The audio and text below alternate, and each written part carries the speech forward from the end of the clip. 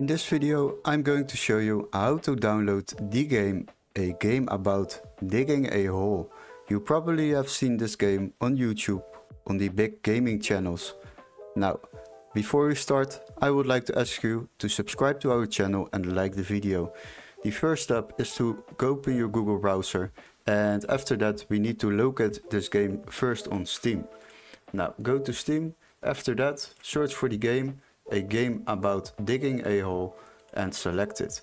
As you can see, if you scroll a little bit down, this game is €4.99, but we got a little workaround for that. So what you need to do is open the link in the description, and after that you will be redirected to this website. What you need to do is search for the same game and now select games on the left side. After that, sort by and then price lowest first. Now scroll a little bit down and watch the green marked text. If it's green marked, then it is able to be activated in your country.